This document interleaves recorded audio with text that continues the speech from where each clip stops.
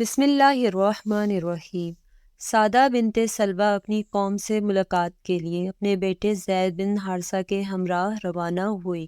وہ اپنی برادری کے گھر میں ابھی فروکش ہوئی ہی تھی کہ بنو قیس کے ڈاکوؤں نے لوٹ مار شروع کر دی۔ ان کا تمام مال اپنے قبضے میں لے لیا، مویشی ہانک کر لے گئے اور بچوں کو قید کر لیا۔ ان قیدیوں میں زید بن حارثہ بھی تھے۔ اس وقت ان کی عمر صرف 8 سال تھی۔ وہ انہیں فروخت کے لیے عکاظ کی منڈی میں لے گئے۔ ایک دولت مند سردار حکیم بن خزام بن حویلد نے 400 درہم میں اسے خرید لیا۔ اس کے علاوہ اس نے اور بھی کئی غلام خریدے اور ان سب کو اپنے ہمراہ مکہ مکرمہ لے آیا۔ جب اس سردار کی آمد کا حضرت خدیجہ بنت خویلد رضی اللہ تعالی عنہا کو پتہ چلا تو اسے خوش آمدید کہنے کے لیے اس کے گھر تشریف لے گئے، کیونکہ رشتے میں یہ اس کی پھوپھی تھی۔ حکیم بن خزام نے پھوپھی جان سے کہا، میں عکاظ کی منڈی سے کافی تعداد میں غلام خرید کر لایا ہوں۔ ان میں سے جو غلام آپ کو پسند ہو اسے میں آپ کی خدمت میں بطور تحفہ پیش کر کے خوشی محسوس کروں گا۔ سیدہ خدیجہ الکبریٰ رضی اللہ تعالی عنہا نے تمام غلاموں کو دیکھا اور ان میں سے زید بن حارثہ کا انتخاب کیا، کیونکہ ذہانت اور شرافت ان کے چہرے سے ٹپکتی تھی۔ تھوڑے ہی عرصے بعد حضرت خدیجہ الکبریٰ رضی اللہ تعالی عنہا حضرت محمد صلی اللہ علیہ وآلہ وسلم سے رشتہ ازدواج میں منسلک ہو گئی۔ اسی موقع پر آپ صلی اللہ علیہ وآلہ وسلم کی خدمت اقدس میں حضرت خدیجہ رضی اللہ تعالی عنہا نے تحفہ پیش کرنے کا ارادہ کیا تو انہیں زید بن حارثہ سے بہتر کوئی چیز نظر نہ آئی۔ چنانچہ حضور علیہ الصلوۃ والسلام کی خدمت میں زید بن حارثہ کو بطور تحفہ پیش کر دیا۔ اس طرح یہ خوش نصیب غلام آقا دو جہاں حضرت محمد صلی اللہ علیہ وآلہ وسلم کے اعلیٰ و ارفع اخلاق سے فیضیاب ہونے لگا۔ اس کی غمزدہ ماں کو پل بھر کے لیے چین نہ آ رہا تھا۔ وہ اس کی گمشدگی کے غم میں رو رو کر بے حال ہو چکی تھی۔ کبھی آنسو خشک نہ ہو، ہر وقت اسی سوچ میں غلطاؤ پریشان رہتی، کیا میرا لخت جگر زندہ ہے کہ اس کی آمد کا انتظار کروں، یا فوت ہو چکا ہے کہ نا امید ہو جاؤں۔ ایک سال حج کے موقع پر زید بن حارثہ رضی اللہ تعالی عنہ کے خاندان کے چند افراد مکہ مکرمہ آئے۔ وہ لوگ بیت اللہ کا طواف کر رہے تھے کہ اچانک ان کی نظر، ان کی نگاہ حضرت زید بن حارثہ رضی اللہ تعالی عنہ پر پڑی۔ انہوں نے اسے پہچان لیا اور زید رضی اللہ تعالی عنہ نے بھی ان لوگوں کو پہچان لیا۔ آپس میں ایک دوسرے کے حالات دریافت کیے۔ جب وہ حج سے فارغ ہوئے اور اپنے وطن واپس لوٹے، ان کے باپ کو اطلاع دی کہ تیرا بیٹا زندہ اور سلامت ہے اور وہ اس وقت مکے میں ہے۔ ہم نے خود اسے دیکھا ہے اور اس سے باتیں بھی کی ہیں اور اس کے حالات معلوم کیے ہیں۔ خوشی کی یہ خبر سن کر حارثہ نے فوراً اپنی سواری تیار کی، کچھ نقدی بھی اپنے ساتھ لے لی تاکہ اس نقدی کو بطور فدیہ ادا کر سکے، اور اپنے بھائی کعب کو ہم سفر بنایا۔ دونوں تیز رفتاری کے ساتھ مکہ مکرمہ کی طرف روانہ ہوئے۔ وہاں پہنچتے ہی رسول اکرم صلی اللہ علیہ وآلہ وسلم کی خدمت اقدس میں حاضر ہو کر عرض کرنے لگے، آپ بیت اللہ کے ہمسایہ ہیں، مانگنے والوں کی جھولیاں بھر دیتے ہیں، بھوکوں کو کھانا کھلاتے ہیں، بے کسوں کی فریاد سنتے ہیں۔ ہم آپ کی خدمت اقدس میں اپنے بیٹے کے لیے حاضر ہوئے ہیں۔ ہم نور چشم کو حاصل کرنے کی غرض سے بہت سا مال بھی لائے ہیں۔ خدا کے لیے ہم پر رحم کیجیے، آپ اس کی جو قیمت لینا چاہیں ہم بخوشی دینے کو تیار ہیں۔ رسول اکرم صلی اللہ علیہ وآلہ وسلم نے ان کی باتیں سن کر ارشاد فرمایا، کون ہے تمہارا بیٹا جس کا تم مطالبہ کر رہے ہو؟ عرض کی، آپ کا غلام زید بن حارثہ۔ آپ صلی اللہ علیہ وآلہ وسلم نے فرمایا، کیا میں تمہیں ایک ایسی تجویز دوں جو فدیے سے کہیں بہتر ہو؟ دونوں نے تعجب سے پوچھا، وہ کیا؟ آپ صلی اللہ علیہ وآلہ وسلم نے فرمایا، میں اسے تمہارے سامنے لاتا ہوں، اگر وہ تمہارے ساتھ جانا پسند کرے،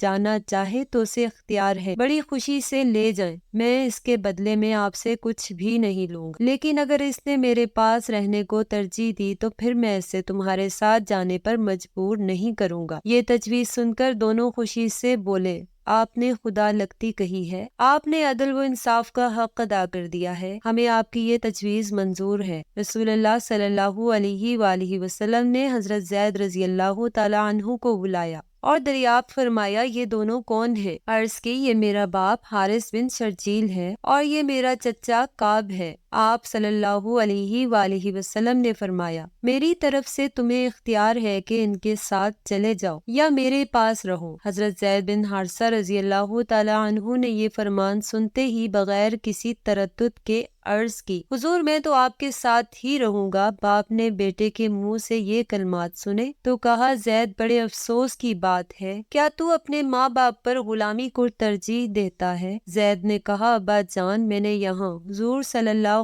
علیہ وآلہ وسلم کے جن اوصاف حمیدہ کا مشاہدہ کیا ہے اور جس طرح آپ مشفقانہ انداز میں میرے ساتھ پیش آتے ہیں میں ان سے بہت زیادہ متاثر ہوں، لہٰذا میں انہیں چھوڑ کر کہیں نہیں جا سکتا۔ جب رسول اللہ صلی اللہ علیہ وآلہ وسلم نے زید بن حارثہ رضی اللہ تعالی عنہ کا یہ انداز دیکھا اور اس کی طرف سے والہانہ محبت کے مظاہرے کا مشاہدہ کیا تو آپ صلی اللہ علیہ وآلہ وسلم بہت خوش ہوئے، جلدی سے اٹھے اور اس کا ہاتھ پکڑا اور سیدھے بیت اللہ تشریف لے گئے۔ سرداران قریش کے سامنے بآواز بلند ارشاد فرمایا اے خاندان قریش گواہ رہنا یہ میرا بیٹا ہے، یہ میرا وارث ہے اور میں اس کا وارث ہوں۔ یہ اعلان سن کر حضرت زید رضی اللہ تعالی عنہ کے چچا اور باپ حیران ہوئے اور خوش بھی۔ بہرحال یہ خوشی کی خبر سن کر شاداں و فرحاں اپنے گھر روانہ ہوئے۔ اس دن سے زید بن حارثہ زید بن محمد کے نام سے پکارے جانے لگے۔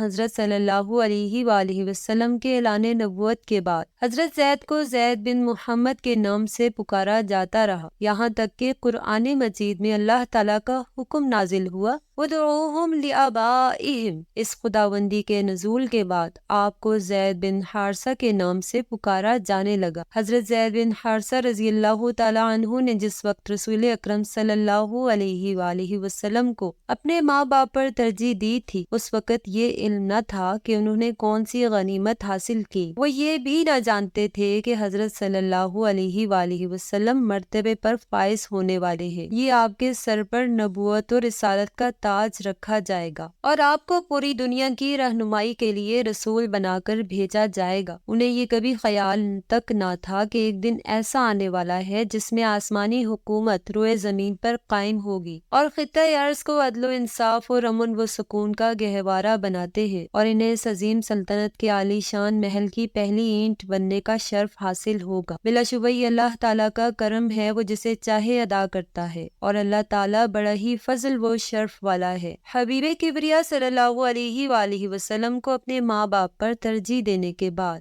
واقعے کو ابھی چند ہی سال گزرے تھے کہ اللہ تعالیٰ نے اپنے پیارے نبی کو توحید و رسالت اور دین حق کا پیغام دینے کے لیے رسالت کے عظیم منصب پر فائز کر دیا۔ حضرت زید بن حارثہ رضی اللہ تعالیٰ عنہ وہ خوش نصیب انسان ہیں جو سب سے پہلے آپ پر ایمان لائے، حالانکہ اس سے بڑھ کر کوئی شرف انسانی ہو سکتا ہے جس کے حصول کے لیے بڑھ چڑھ کر کوشش کی جائے۔ حضرت زید بن حارثہ رضی اللہ تعالیٰ عنہ کو رازدان رسول اور سپہ سالار لشکر اسلام بننے کا اعزاز حاصل ہوا اور مدینہ منورہ میں حضور صلی اللہ علیہ وآلہ وسلم کی نیابت کا عظیم شرف بھی ان کے حصے میں آیا، جبکہ آپ ایک غزوہ میں شرکت کے لیے مدینے سے باہر تشریف لے گئے۔ جس طرح حضرت زید بن حارثہ رضی اللہ تعالیٰ عنہ نے نبی اکرم صلی اللہ علیہ وآلہ وسلم کے ساتھ والہانہ محبت کا اظہار کیا، اسی طرح آپ صلی اللہ علیہ وآلہ وسلم نے شفقت بھرے پیار بھرے انداز سے پیش آئے اور انہیں اپنے خاندان کا ایک فرد بنا لیا۔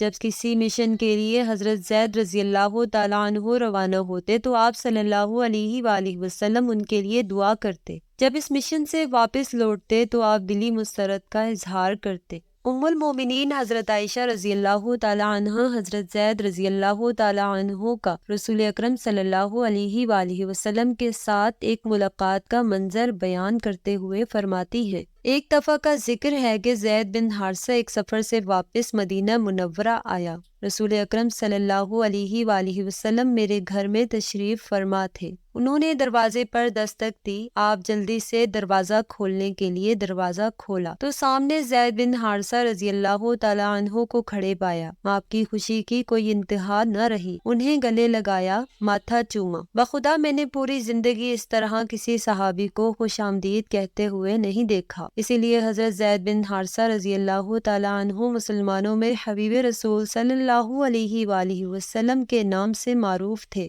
اور صحابہ کرام نے بھی حضرت زید کے بیٹے کو فرزند حبیب خدا کا نام دے رکھا تھا۔ سن 8 ہجری میں اللہ تعالیٰ نے اپنی حکمت بالغہ سے چاہا کہ رسول اللہ صلی اللہ علیہ وآلہ وسلم کو اپنے ایک جانثار اور اولاد کی طرح پیارے صحابی کی جدائی میں مبتلا کرے۔ ہوا یہ کہ آن حضرت صلی اللہ علیہ وآلہ وسلم نے حارث بن عمیر رضی اللہ تعالیٰ عنہ کو ایک خط دے کر شاہ بصرہ کی طرف روانہ کیا تاکہ اسے اسلام کی طرف دعوت دی جائے۔ جب حضرت حارثہ رضی اللہ تعالیٰ عنہ خط لے کر اردن کی مشرقی جانب مقام موتا پہنچے تو وہاں امیر غسانہ شرجبیل بن عمر آپ کے سامنے آیا اور انہیں گرفتار کر کے قتل کر دیا۔ یہ اندوہناک خبر سن کر حضور صلی اللہ علیہ وآلہ وسلم کو بہت زیادہ صدمہ ہوا۔ 3000 مجاہدین پر مشتمل لشکر جنگ موتا کے لیے روانہ کیا اور اس لشکر کا سپہ سالار حضرت زید بن حارثہ رضی اللہ تعالیٰ عنہ کو مقرر کیا۔ ارشاد فرمایا کہ اگر زید شہید ہو جائے تو جعفر بن ابی طالب رضی اللہ تعالیٰ عنہ کو لشکر کی قیادت سونپی جائے، اور اگر جعفر شہید ہو جائے تو عبداللہ بن رواحہ رضی اللہ تعالیٰ عنہ کو قائد لشکر بنایا جائے اور انہیں بھی شہید کر دیا جائے، تو پھر مجاہدین اسلام اپنے میں سے جسے بہتر سمجھے قائد بنا لے۔ لشکر اسلام اللہ کا نام لے کر روانہ ہوا اور مشرقی جانب مقام میعان پر پہنچا تو شاہ روم 1,00,000 لشکر جرار لے کر مقابلے میں اترا۔ یہ لشکر خم ٹھوک کر مسلمانوں کے بالمقابل کھڑا ہوا۔ مقام میعان پر مسلسل 2 راتیں مشورے اور جنگی نقطہ نظر کی منصوبہ بندی میں گزری۔ ایک مجاہد نے رائے دی کہ ہمیں دشمن کی تعداد کے متعلق رسول اللہ صلی اللہ علیہ وآلہ وسلم کو بذریعہ خط اطلاع دینی چاہیے اور آپ صلی اللہ علیہ وآلہ وسلم کے حکم کا انتظار کرنا چاہیے۔ دوسرے نے کہا، خدا کی قسم، نہ تو ہم تعداد کے بلبوتے پر لڑتے ہیں اور نہ ہم قوت و کثرت کی بنا پر، ہم تو صرف اس دین متین کی حفاظت کے لیے برسر پیکار ہیں۔ میرے ساتھیوں، جو مقصد لے کر میدان جنگ کی طرف نکلے ہو ہمیشہ اسے ہی پیش نظر رکھنا۔ اللہ رب العزت نے 2 انعامات میں سے ایک کی ضمانت تمہیں دی ہے، یا تو فتح نصیب ہوگی یا پھر جام شہادت نوش کرو گے۔ مقام میعان پر 2 فوجیں بالمقابل آئیں اور لشکر اسلام میں صرف 3000 افراد پر مشتمل تھا، دشمن کی فوج 2,00,000 پر مشتمل تھی۔ اس جنگ میں مسلمان مکمل بہادری سے لڑے کہ دشمن فوج کے دل مسلمانوں کی ڈھاک بیٹھ گئی۔ رسول اکرم صلی اللہ علیہ وآلہ وسلم کے عطا کردہ جھنڈے کی حفاظت کے لیے حضرت زید بن حارثہ ایسی جوان مردی سے لڑے کہ جنگی کارناموں کی تاریخ میں ایسی مثال نہیں ملتی۔ بالآخر دشمنوں کے نیزوں نے آپ کے جسم کو چھلنی کر دیا اور آپ نے جام شہادت نوش فرمایا۔ ان کے بعد جھنڈا جعفر بن ابی طالب نے تھام لیا اور اس کی حفاظت کے لیے بڑی ہی جانثاری سے دشمن کے مد مقابل کھڑے رہے، یہاں تک کہ انہوں نے بھی جام شہادت نوش کیا۔ ان کے بعد عبداللہ بن رواحہ نے آگے بڑھ کر جھنڈا تھام لیا اور ایسی بہادری سے دشمن کا مقابلہ کیا کہ دیکھنے والے دیکھتے رہ گئے، لیکن بالآخر لڑتے لڑتے انہوں نے بھی جام شہادت نوش کیا۔ ان کے بعد حضرت خالد بن ولید کو سپہ سالار منتخب کیا گیا۔ ابھی آپ نئے خلقہ بگوش اسلام ہوئے تھے، لیکن آپ نے اپنے تجربات ایسی جنگی تدابیر اختیار کیں کہ لشکر اسلام کو شکست سے بچا لیا۔ جب جنگ موتا کی خبر نبی کریم صلی اللہ علیہ وآلہ وسلم کو ہوئی اور لشکر اسلام کے سپہ سالاروں کی شہادت کا علم ہوا تو آپ صلی اللہ علیہ وآلہ وسلم کو بہت زیادہ صدمہ پہنچا، اور آپ صلی اللہ علیہ وآلہ وسلم خبر سنتے ہی ان کے اہل خانہ کی تعزیت کے لیے پہنچے۔ جب آپ صلی اللہ علیہ وآلہ وسلم زید بن حارثہ کے گھر پہنچے تو ان کی چھوٹی بیٹی آپ سے چمٹ کر بے پناہ رونے لگی۔ رسول اللہ صلی اللہ علیہ وآلہ وسلم بھی آپ دیدہ ہو گئے۔ یہ منظر دیکھ کر حضرت سعد بن عبادہ نے دریافت کیا کہ یا رسول اللہ صلی اللہ علیہ وآلہ وسلم، کیا آپ بھی رو رہے ہیں؟ آپ صلی اللہ علیہ وآلہ وسلم نے ارشاد فرمایا، یہ ایک حبیب کا اپنے حبیب کے غم میں رونا ہے، اللہ ان سے راضی ہو اور یہ اپنے اللہ سے۔ اللہ تعالی ہمیں صحابہ کرام کے نقش قدم پر چلنے کی توفیق عطا فرمائے، آمین ثم آمین۔ ناظرین، کمنٹ باکس میں ایک بار صلی اللہ علیہ وآلہ وسلم ضرور ٹائپ کریں۔ شکریہ۔